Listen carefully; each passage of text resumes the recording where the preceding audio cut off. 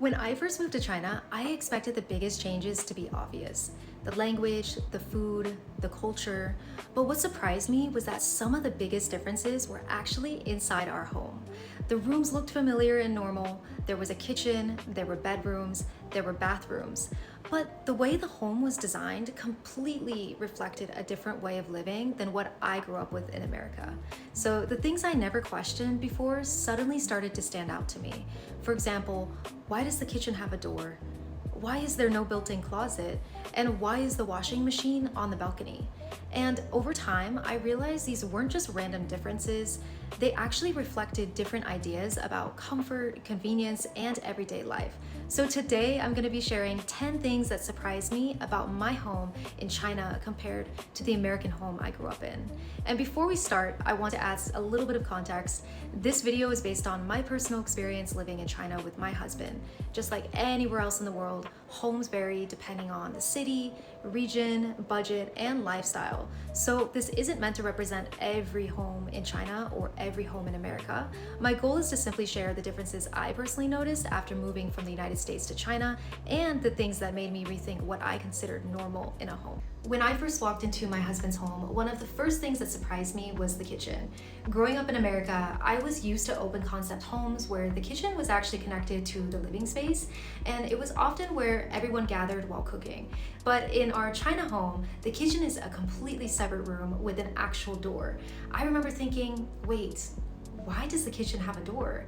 Because I was so used to the idea that an open kitchen was part of a modern home. But after experiencing daily Chinese cooking, I quickly started to understand why this design actually makes sense. A lot of the cooking we do involves high heat, stir frying, steam, oil, and very strong aromas, so having a separate kitchen helps contain the smoke, the grease, and cooking smells while keeping the rest of the home cleaner. And it's not that one style is better, they are simply designed around different ways of living. Another difference in the kitchen that I noticed was how we use cooking appliances. Growing up in America, the oven was a major part of everyday cooking. This is where we baked, roasted, and even reheated meals and prepared many different types of food. But in our China home, we do have a microwave and even a convection microwave oven, but honestly, we have never used it. The way we cook every day is much more centered around the stovetop, so we do a lot of stir frying, steaming, boiling, and making fresh meals from scratch. And when we do want baked goods, it's incredibly convenient because there are so many bakeries everywhere around us. So instead of dedicating a large amount of kitchen space to appliances we rarely use, our home is really designed around the way we actually cook. And it made me realize that a kitchen isn't designed around what is universally accepted or necessary, it's designed around the habits and the lifestyle of the people actually living there. We also have a second door connected to the kitchen. Coming from America, especially living in condo-style homes, I never expected to find this type of space. The first time I walked through it, I remember thinking, what is this space for?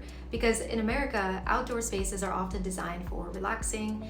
A balcony might be somewhere you put plants or drink coffee or even enjoy the view. But in our home, this space was specifically for a very different purpose.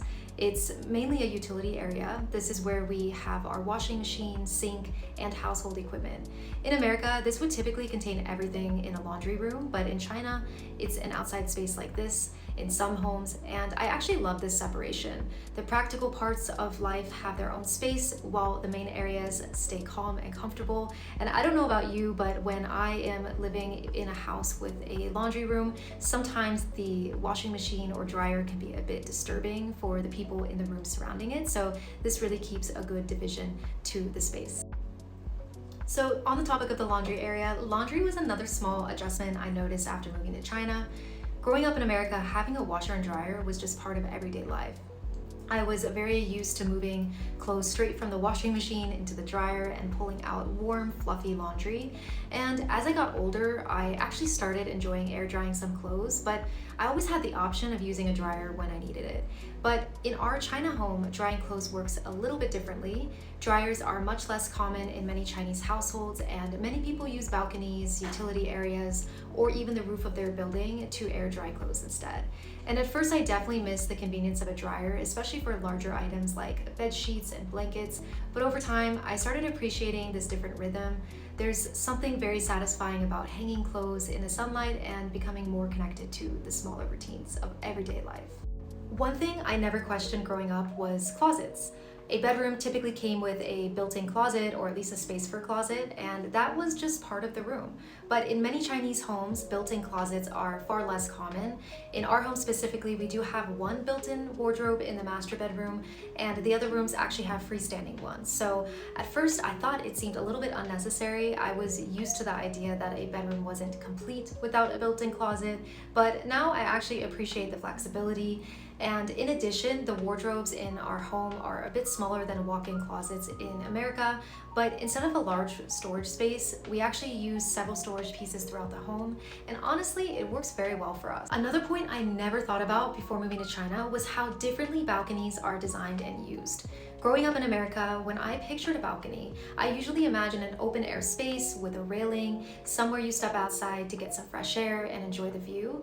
But in China, many apartments treat the balcony as a much more functional part of the home. Many balconies are enclosed with glass windows, which helps keep it safer, reduce dust, pollution, noise, while also creating extra usable space. So in our home specifically, our balcony is enclosed, but it's still separated from the main living area.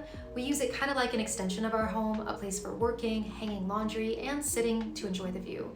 But what I found interesting is that there isn't just one way people do this.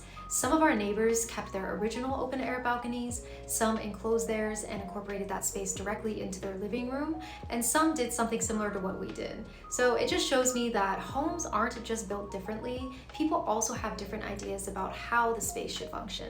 And sometimes it takes living somewhere else to notice the little design choices that shape your everyday life.